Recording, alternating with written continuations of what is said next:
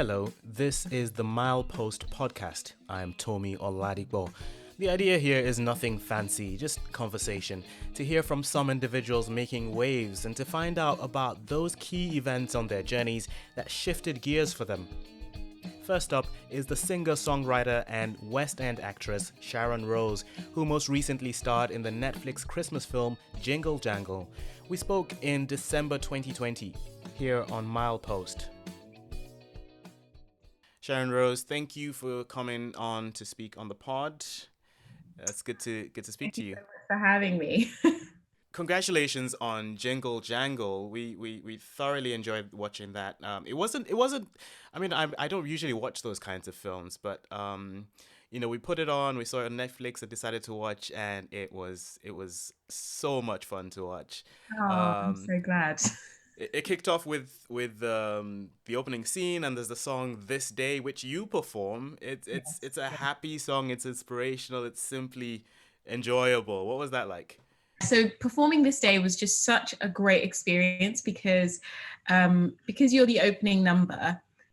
You get so much attention from the cast and the crew and everyone because they need this to be great because it's you're welcoming everyone into this brand new world.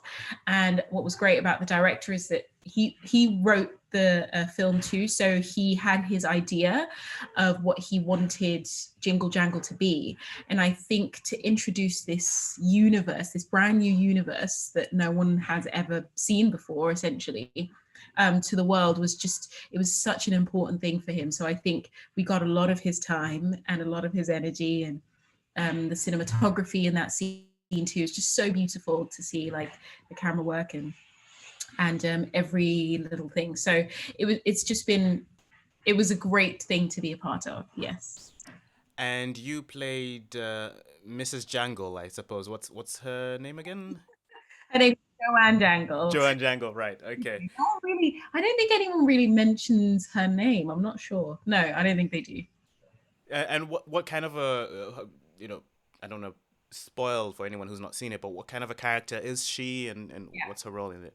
No, that's fine. It's not really much of a spoiler. But Joanne is like she's a loving character because she plays Jeronicus's wife, Jeronicus, who is played by Justin Cornwell, but then later on played by Forest Whitaker, as the older and younger Jeronicus.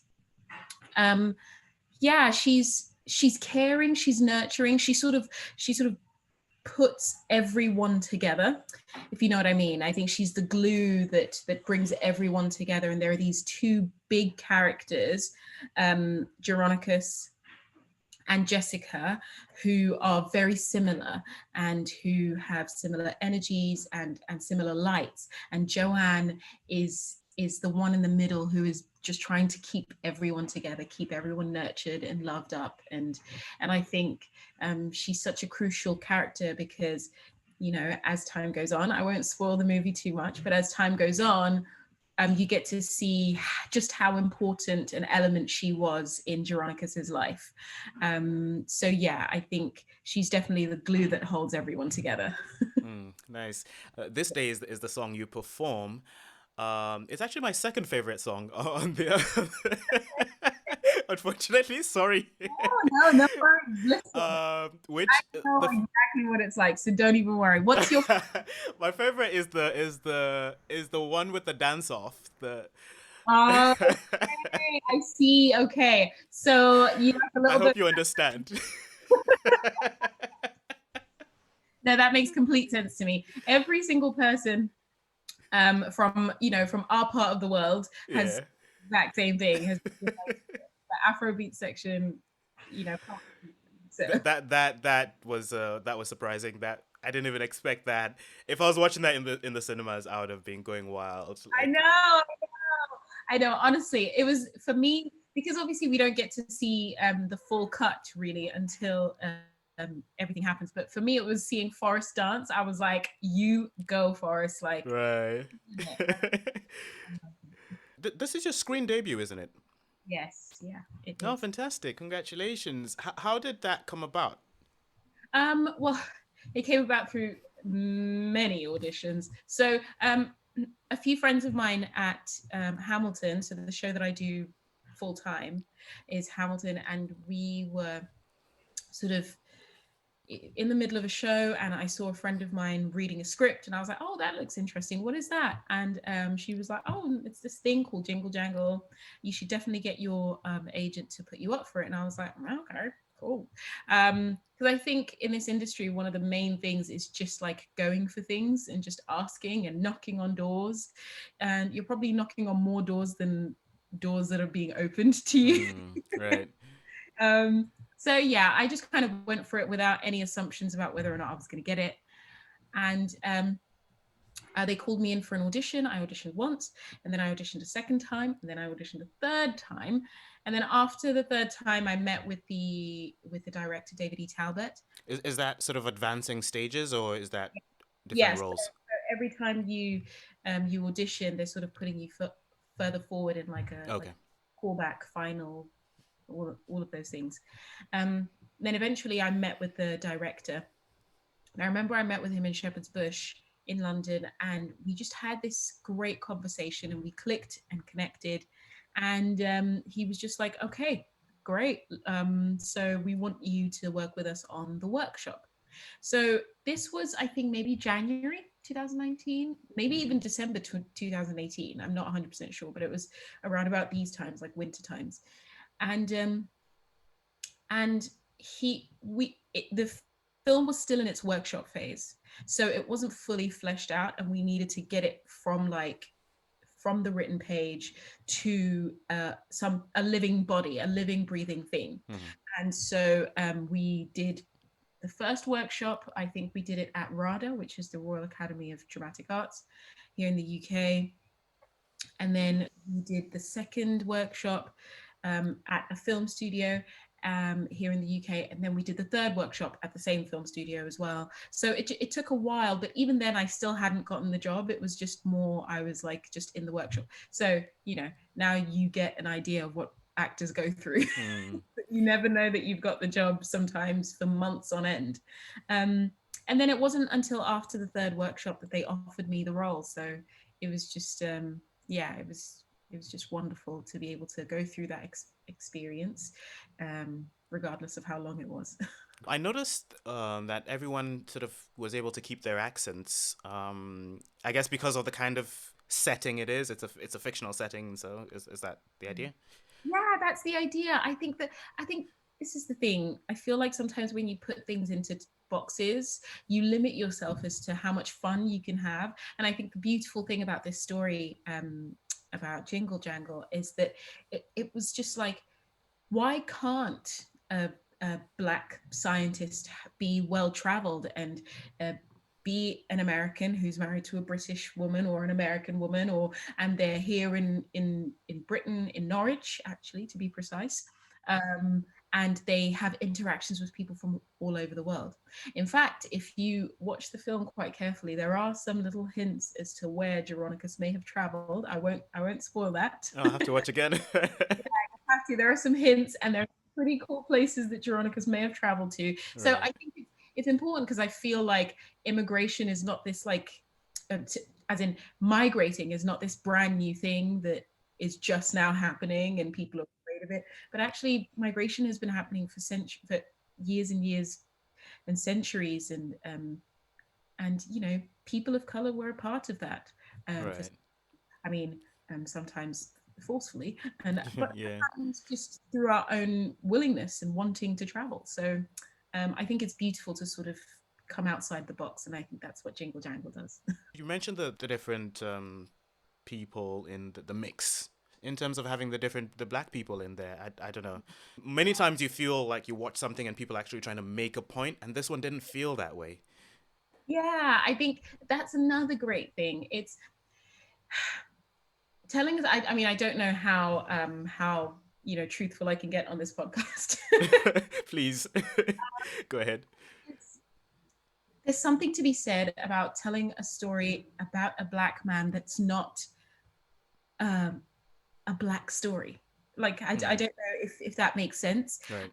Um, it's not about issues that are exclusive to the black experience. Hmm. It's just about humanity. And not to say that you don't want to see color, because we do see color, and it's a reality of life. But I think there's something beautiful in just saying, this is a story about a man who loved and lost. Mm-hmm. Every single human being in the world has experienced that, whether you're black or white or Asian or whatever it is, you've experienced this. And I think that's what good storytelling does. It brings everyone into the mix, regardless of what people look like. And I think that's where stories are going now. Well, I hope, I pray that's where stories are going now. When you don't have to look a certain way to tell a story, because it's a story. Right, right. You said this was done obviously pre-pandemic, right? Yes, very pre-pandemic. Okay. What was it like making that transition from stage, which is where you work predominantly, to screen? Oh, it was a transition. So basically, when we started filming, it was around end of April last year into May. I was basically still in Hamilton. I was still in the show, and I left Hamilton for a month so we could do the filming. But it was just one of those things where, as soon as I left Hamilton to go to set, I had to like switch off this thing in my head that was like, because in live theatre you have to rehearse for 4 weeks. You go through scenes over and over again over like a number of days, and you have time to sort of dwell on something. The only thing that was remotely close to the show life was singing the song, right? So we sang the song, we performed it, and we rehearsed that number for a couple of weeks, which was kind of similar. But when it came to like doing the scenes, it was very much the director would, at 10, no, not 10 a.m. So like at 7 a.m. you get the script, right, for the day. Mm-hmm. And so you're learning that script because at 1 p.m. you're going to be doing that script. And so 7 a.m. you get the script. About 9 you get told where you're supposed to go, how you're supposed to move, and then rehearse it maybe once or twice, and then it's showtime. So it was kind of like, I was so used to having weeks and weeks and weeks of rehearsal for just one scene, and all of a sudden it's like, okay, you've got minutes and minutes and minutes to rehearse the scene. Go, go, go, go, go. So I think my brain kind of had to adjust to that. And also with film, things are a lot smaller. As a theatre performer, you kind of have to perform to the person who's furthest away in the auditorium, because they've paid for their ticket too. So you are, it's like to be or not to be, but with film, everything is a lot smaller because the camera and the microphones pick everything up. So you have to bring it all the way down. So no exaggeration. Exactly. Yeah.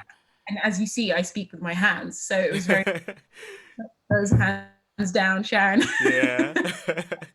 So yeah, it was definitely an education, but it's something that I love, and I've been studying since then. So it's very important to me. Yeah. That's interesting, because working in journalism as a TV correspondent, when we go out to film, we usually have a bit where you have to do what we call a piece to camera, which is where the correspondent talks to the camera. And for years, I still couldn't do it properly. I usually just saying about probably 3 sentences, and maybe you have to walk in a certain direction and make reference to something that's being seen.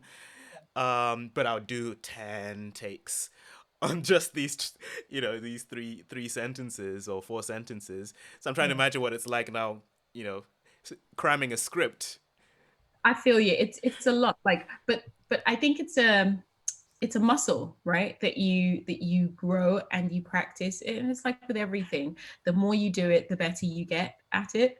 But nowadays, because of the lockdown and because of COVID-19, everyone is now becoming like, adept at like the filming stuff, because we now have to audition in our homes. And so sometimes you get a day and you get given like 3 pages of script, and they're like, okay, great, you've got to learn it and you've got to send it over tomorrow. So it's just, again, it's a muscle. You really have to train yourself, because this thing is not easy. Right. And I guess one thing I then learned in getting better with my pieces to camera was actually that you have to internalize what you're saying, not just say it, not just cram it and repeat it, but internalize it and say it as if you believe it. I Yeah. don't know if it works the same way. Oh, it's definitely the same. Just becoming the character, which is like on my side of things. Becoming the character, figuring out who, like giving a background to your character before you even read the script, because otherwise it will just be Sharon reading the line as opposed to Mm, the character is I'm auditioning for. So yeah, it's right. heavy. Right. And you mentioned Hamilton. You Yeah. also worked on Motown. So how long have you been doing theater? So I've been doing theatre for 5 or 6 years now. I started in 2000, yeah, 2015, so 5 years. Yeah. But it feels like longer because in the West End, when you get a job, it's sort of like you do a contract for a year and you're doing 8 shows a week for a whole year. And so that year feels like years and years and years because Like Groundhog Day. yeah, it's like Groundhog Day. You're going crazy because you're doing the same thing over and over again. But it's such a beautiful experience because it's like going to camp with good people and having fun and spending all your time with people and then saying goodbye to them and meeting a new group of people that you're going to spend Mm. every day with. So yeah, it's a good experience. It's fun. How'd you go without losing the intensity or the momentum of it when you're doing the same show over and over? How'd you get that out? Honestly, that's something that like actors struggle with on a regular basis, right? Because what you don't want is to feel like you're not reacting anymore, because as you probably know, acting is reacting. Mm. So to feel like you're not reacting anymore because it's so mundane and you're just experiencing things and you're sort of going through the motions, and it's it's a it's a bad day when an actor notices that they're doing that. But one of the things that helps is the fact that you've got a different live audience every single day. And I always say that the audience is like another character on Right. stage because they're experiencing these things for the first time. And so at times the audience will find something funny on Tuesday that the audience on Wednesday didn't find funny. Um, Hmm. and so you sort of get a really good interaction. And I think for me, what I try to do is not to play to the audience, but to enjoy the audience as they enjoy the show as Right. well. Allow myself to enjoy and know that these people are completely different. Um, yeah, and sometimes it helps to have different people on stage too, because with live theatre, sometimes people go off sick or they're not feeling well or something, so we tend to have different characters on, and they will play the same character that was being played yesterday with someone else. They'll play that character differently, Okay. and so you get a different connection with that person. And so yeah, live theatre is very exciting, albeit repetitive. So which are the ones you've enjoyed the most? Which productions? I oh gosh, I've loved all of them because each of them have had something different.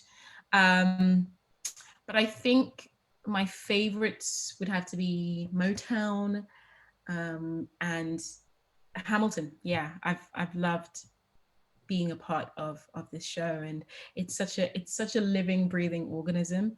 I don't know if you've ever watched Hamilton before, but Not yet. yeah, you definitely should. Let me know. Come down. Whenever you come down, let me know and I'll Will try do. guys to come in and watch because yeah, we can get some discounted tickets. So Oh, super. um yeah, so it's a living, breathing organism, and the show is from start to finish. There's no moment to pause because it's to a click track. Um and people tend to go, oh, I don't really like musicals, I'm not sure if I'm gonna like it. Mm. And then they come in to watch Hamilton and they're like, this is not what I expected. Right. Sorry. What's a click track? So a click track is basically like um, a computer plays like a background of, it's like God, it's like a backing track of sound effects. Okay. So at certain points in the show, there are certain sound effects that come on, and they come on Ah, at that time. So you can't pause a little longer. You can't right, think. You have to keep moving. right. Otherwise, a gunshot will be heard in a really quiet scene, and Oh, you'll. wow. So it's like you really have to be on the ball and front footed at all times. But yeah, Hamilton is very much one of those shows that people unexpected people love it. You'll have like 80-year-old men and women coming to watch this rap musical and be like, oh my god, I didn't know that about this part of history. I didn't know this about this part of history. It has just such a wealth of information. Mm. People from like 10 to 80 will understand. So it's yeah, it's a beautiful show to be part of. Nice. So all of this was going on, and then the year 2020 hit, and how did that affect work for you? Yeah.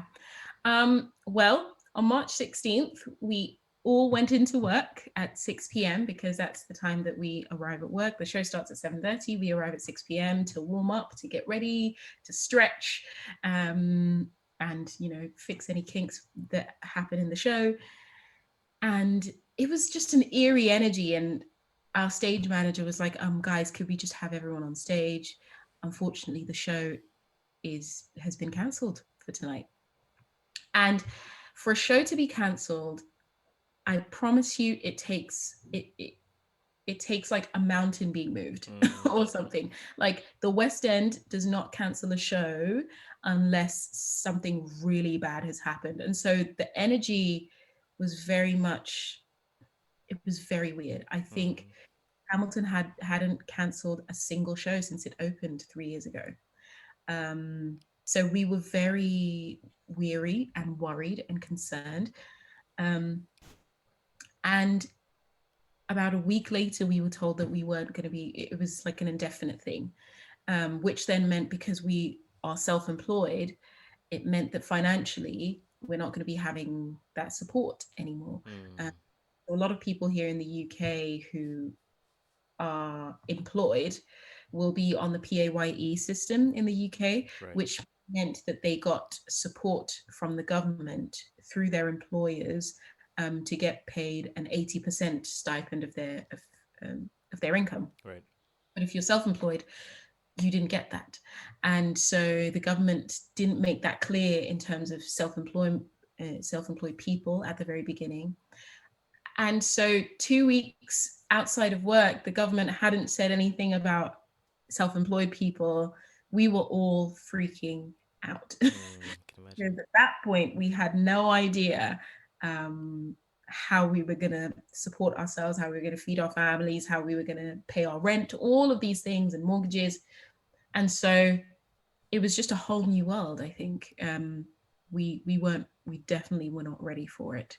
Eventually, the government sort of came together and helped us, but I think there was a good 2 weeks where people were like, it's Wow. Uncertainty. uncertainty, yeah, Oh my concern. gosh. Um, so what then happened to I mean, did you have to did productions have to adapt to not being able to meet? What exactly happens when theaters are not open? What happens to live performers? Um, Many of us found new jobs. Many of us ended up working in Sainsbury's, Tesco's, finding maybe office work that you can do at home. Um, Others found different ways to cope. Some started brand new businesses, which I was one of those. And I just think, like, not to say that artists ever should have to do this, but we definitely went into survival mode, and started finding different ways to earn, because it literally was like everything had shifted, Hmm. and we couldn't make money the way that we've always made money. And this is like our training, right? So imagine a doctor being told you can no longer be a doctor. Right. um, Overnight. yeah, overnight, what are you going to do? Mm, And there was a huge campaign here in the UK, which was like, everyone just has to retrain and find something else, which seemed so like mundane and seemed like, you can retrain overnight and then just immediately become a lawyer or something. But actually we were like, well, no, we've been doing this our whole lives. First of all, I have to get over the fact that I can't do what I love anymore. Right. Then I have to find whatever else I can do. And so, yeah, it's just been a roller coaster ride of emotions over here. My gosh, that is difficult. That must have been quite a blow. Yeah. So and it's still the same. Yeah.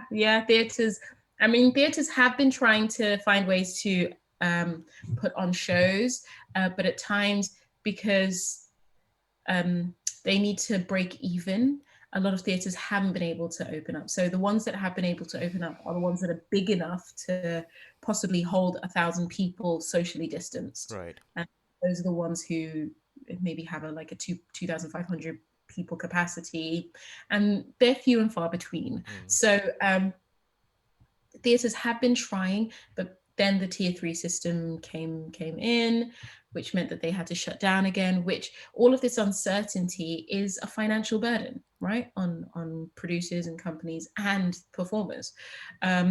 So everyone is trying to adjust, but because we just don't know what tomorrow is going to bring, that uncertainty is so difficult to work around.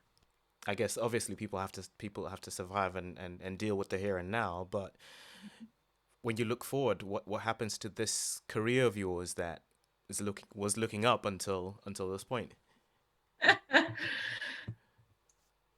Who knows? No, I'm kidding. I don't know. I feel like, to be quite honest with you, Tomi, like my entire career has been just a ball of unknown. I'm an accidental actor. I My bachelor's degree is in history. I traveled as a singer and songwriter, and I was gigging and things like that. And so acting and performing has kind of fallen into my lap accidentally. And it's one of those things that I've fallen in love with, but I didn't know I could do for a very long time in my life. So I feel like even with 2020, my career has always been uncertain anyway. Right. So I'm just leaving it up to God, and whatever happens, happens. If 2020 means that this career will no longer move forward, I've had the best experience of my life, right? If 2020 means that my career will move forward, then great. I get some brand new challenges and I get to do new things. But either way, everything up until now has been a happy surprise. So I think I'm just going to continue to wait for all the happy surprises I'll get in the future. Right. And now you say you're exploring business. Yeah. So I started a business. It's basically an e-learning platform, a brand new e-learning platform, where we created. So where Zoom is like a boardroom, what we created was a classroom, and something that emulates the classroom and gives the teacher the predominant control and makes sure that students can sort of, have their lesson without any distractions. And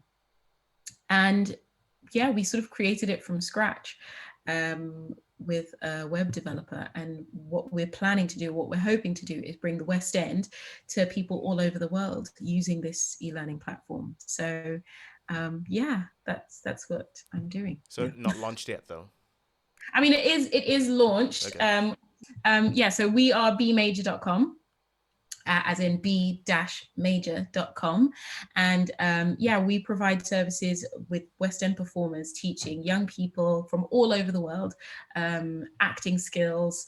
And we provide live sessions and pre-recorded sessions. And it's with some of the top West End performers, teaching you not just dance, acting, and singing, but also confidence building. So you don't have to be a performer.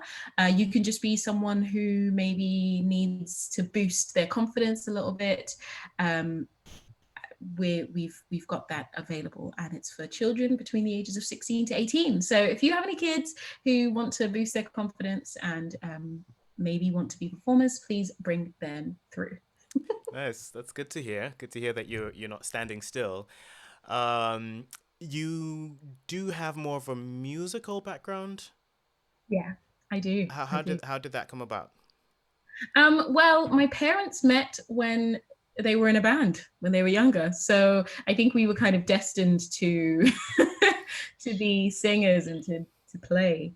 Um, so yeah, my parents met in a band, and growing up, they would take us to rehearsals, and we would be in there writing songs and creating things. And I remember I wrote my first song when I was, I think, 7 or 8, and it was just me and my friend whose parents were also in the band, and we just created something right there and then. Um, and so, yeah, my siblings and I would travel together around the country and perform at gigs wherever they wanted us to go. So it was kind of in the genes, I would say. Nice, nice. And you're still recording, aren't you? Yes, I am. So I am writing and recording right now. I should have an EP out sometime next year. I really hope I do. But yeah, it will be a sort of funk soul type of EP. So I hope people will enjoy it when it does come out. I was searching through on Spotify, and I Uh, saw. Did you have a single on there? yeah, I do. So I have a Honest single. Mistake. Yeah, I have a single called Honest Mistake. I released that single many, many moons ago. Um, I think maybe in 2013 was the first was when I released that. And then I quickly like removed a lot of the music that I had on my socials because I kind of wanted to release my new sound and what it actually sounded like so that people can get to know me. Right. Um, so yes, next year, sometime in spring, hopefully people will be able to hear what I sound like. Okay, so spring 2021. Looking forward to that. And that is it. Thank you very much for your time. Thank you for making the time to speak to us. Man, anytime. Thank you so much for having me. It's been so lovely to chat to you. Follow Sharon Rose on Instagram and Twitter. The handle is at Sharon Rose Live. The online performance arts academy she spoke about is bemajor.com. That's be-major.com. And if you haven't seen Jingle Jangle yet, check it out on Netflix. And that's a wrap for this first episode of Milepost Podcast. I'm Tomi Oladipo. Until next time, choose.